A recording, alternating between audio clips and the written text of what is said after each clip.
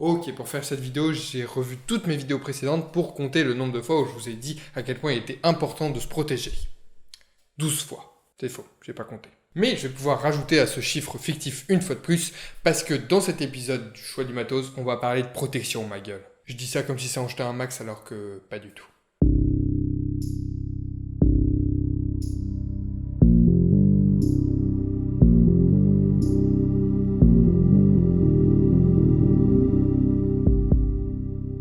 Je me dois de vous poser une question avant tout. Qu'est-ce qui est plus important dans la vie que la longboard? Vos vies. Oui. Parce que si on y réfléchit, si vous êtes mort, vous pouvez plus rouler. Et en plus, si vous êtes mort, je perds des abonnés, donc faites pas les cons. Et comment on fait pour pas faire les cons? En se protégeant. Bien vu, Jorenzo. Ok, bien choisir des protections, ça revient à déjà choisir les bonnes protections par rapport à nos besoins, la discipline, et voir ensuite quelles sont les bonnes protections qui sont actuellement sur le marché.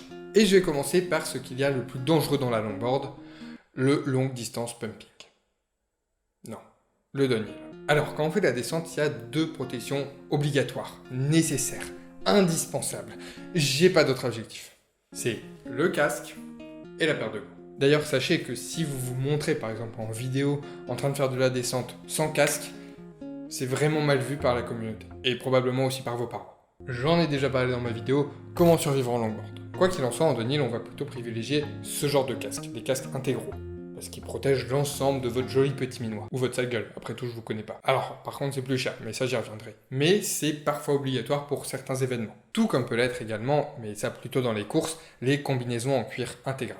C'est pas tant pour le style motard, ou SM, chacun ses goûts, je vous juge pas de toute façon, mais plus pour prévenir de l'abrasion. Et en dessous, il est pas rare d'avoir coudière, genouillère, crash-pad, dorsale et tout le bordel. Et bien sûr, une écharpe s'il fait froid.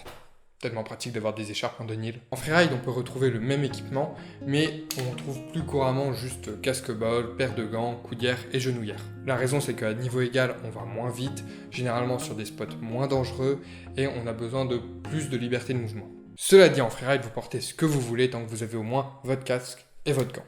Vos gants, parce que vous avez deux mains, en général. Dans les autres disciplines, cruising, LDP, dancing freestyle, etc., vous pouvez, comme beaucoup de personnes, ne rien porter, sauf bien sûr certaines compétitions de LDP où le casque est obligatoire. Cela dit, il n'y a pas de honte à vous protéger parce que vous ne voyez personne le faire. Peut-être que ça vous donnera un air plus amateur, vous allez me dire, mais il y a deux possibilités. Soit vous êtes réellement amateur, dans ce cas-là, on s'en fout. Soit vous savez faire des trucs, et dans ce cas-là, les gens ils vont regarder ce que vous faites, pas ce que vous portez.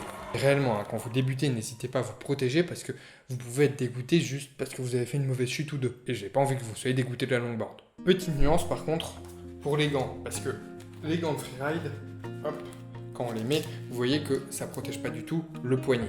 Et c'est normal parce qu'on a besoin d'avoir le poignet libéré. Sauf que sur du plat, en cas de chute, c'est surtout vos poignets qui vont prendre. Donc remplacez-les plutôt par suspense, des protège-poignets. Ok, en fait, il y avait zéro suspense. Ceci étant dit, quelle protection privilégier? Par rapport aux marques, si ce sont des protections pour commencer sur du flat, vous pouvez prendre à peu près n'importe quoi, même des très peu chers. Parce que ça sera généralement très préventif et vous n'allez probablement pas les garder toute votre vie. Si par contre c'est pour faire une autre discipline et notamment de la descente, un minimum de qualité sera apprécié. Et ce pour deux raisons. Déjà, ça vous protégera généralement mieux et ensuite, ça sera plus confortable. Et aussi entravera moins vos mouvements. Et en bonne marque que je peux vous proposer, il y a par exemple TSG, Triple 8, Sector 9, Predator, etc. Pour les gants, il y a beaucoup plus de marques de longboard qui en font, par exemple Loaded, Landyacht, Arbor, etc. Juste petit détail, perso, je préfère éviter ceux avec des pucks sur les doigts, parce que quand on pose la main, on risque d'avoir le mauvais réflexe de également poser ses doigts. Bref, quoi qu'il en soit, si vous voulez pas vous ruiner mais vous protéger quand même, Decathlon Skateboard, donc Oxelo, propose des protections abordables qui certes ont un design un petit peu moins alléchant et peuvent être un petit peu moins confortables, mais qui font le taf. Je me dois également de vous parler de cette autre marque que je vous ai déjà présentée sur la chaîne, les G-Form. Eux, contrairement aux Ropad, vont proposer une meilleure liberté de mouvement et beaucoup plus de confort. Donc très bien pour le flat ou sous la combi. Ou alors en freeride quand on tombe peu. Car ça absorbe très bien les chocs, mais ça ne résiste pas du tout à l'abrasion. Donc si vous débutez en descente, privilégiez plutôt les pads. Les combis, d'ailleurs, parlons-en. Je me rends compte que ça va faire beaucoup de blabla, hein. C'est pas un peu chiant à suivre, non? Allez, tenez pour vous distraire, un petit montage de longboard sur un fond musical bien niaiseux. Breathe, I'll be there when you need me.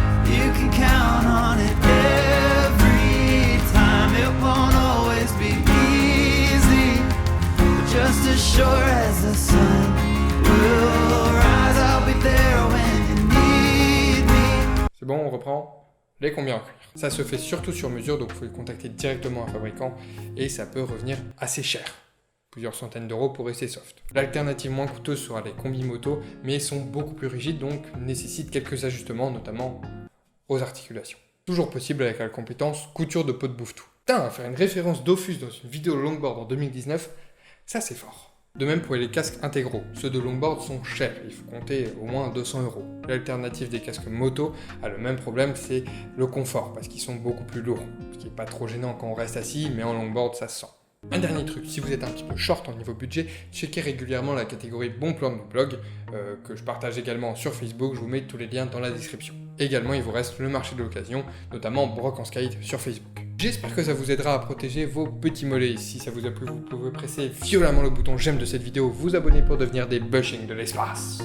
Et surtout, bon ride. Pris dans les ténèbres bâties par mon esprit, qui s'accouple et se mêle à l'attraction de la nuit.